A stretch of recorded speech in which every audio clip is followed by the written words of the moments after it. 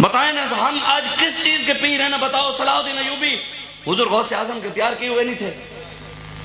حضرت صلاح الدین ایوبی کو جب پتہ لگا کہ حضور کی گستاخی ہوئی اس نے بلایا, بلاؤ بھی اپنے نبی کو. حضرت صلاح الدین ایوبی نے منت مان لی, یا اللہ اس وقت تک سوؤں گا نہیں جب تک تیرے نبی کے گستاخ کا سر نہیں اتاروں گا.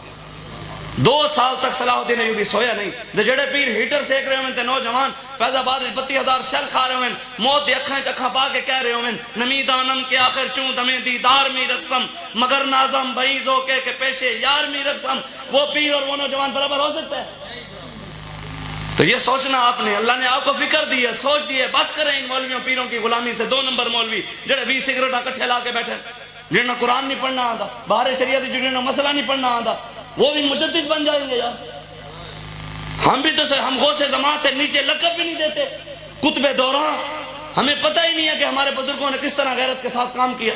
حضرت بو علی قلندر کو ایک بندے نے آ کر, نواب ٹونک علی خان نے, میر خان نے آ کر زمین کے کاغذات دیے, جناب اس پر آپ اپنا آستانہ بنائیں. غیرت مند بزرگ تھے.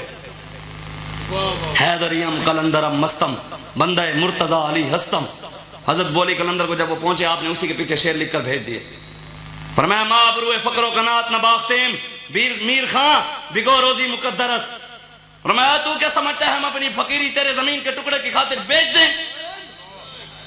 میر خان جو روزی ہمارے رب نے ہمارے مقدر میں لکھی ہے وہ ہمیں مل کر رہے گی, تیرے ہمیں یہ زمین کے ٹکڑا نہیں چاہیے. بس آخری بات زیادہ لمبی, حضور کے دین کے ساتھ جو مولوی پیر, میں یہ بات کر دوں کوئی کہے کہ شاہ صاحب شاید اپنی طرف سے بات کر رہے ہیں, نا ہمارے پاس قرآن حدیث ہے پڑا, ہمیں اپنی طرف سے کوئی بات کرنے کی ضرورت ہی نہیں ہے. جو مولوی پیر حکمرانوں کے دروازوں پر گئے اور ریاست مدینہ کی جا کر تعریفیں کی اور ان کے چرنوں میں جا کر بیٹھے, میں نہیں کہتا, قرآن ان کے بارے میں کہتا ہے.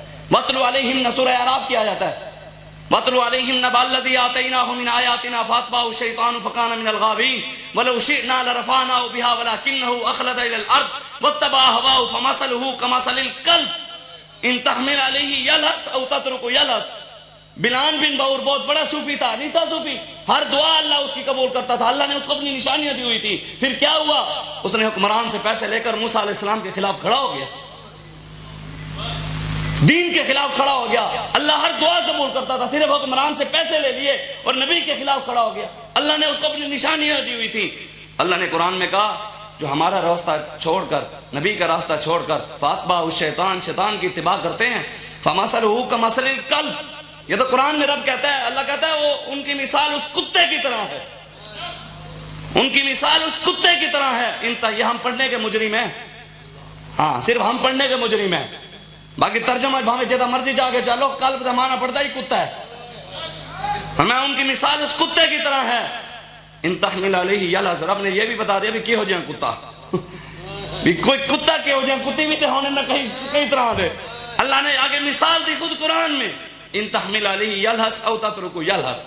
اللہ فرماتا ہے وہ کتا کون سا جو زبان نکال کر ہانکتا رہتا ہے, لوسی کتا, کبھی اس کے دروازے کبھی اس کے دروازے کبھی اس کے, جو تیرے در سے یار پھرتے ہیں پھر در بدر یوں ہی خار پھرتے ہیں, پھر کے گلی گلی تباہ, ٹھوکریں سب کی کھائے کیوں, عقل جو دل کو دے خدا پھر تیری گلی سے جائے کیوں. ہم جس کو بھی مانتے ہیں حضور کی وجہ سے مانتے ہیں, بس ہمیں بابا جی اپنا معیار بنا کر دے گئے کہ معیار اللہ رسول کی ذات ہے, جو ان کا وفادار ہے وہ ہمارا وفادار ہے. بتائیں جو سید نانے کا وفادار نہیں ہو آپ کا ہوگا, جو سید نانے کا وفادار نہیں وہ آپ کا وفادار ہوگا, جو مولوی حضور کا وفادار نہیں آپ سے وفا کرے گا, جو پیر حضور کے ساتھ وفا نہیں کر رہا, حضور کی عزت کے لیے نہیں نکلتا, وہ آپ کے ساتھ وفا کرے گا.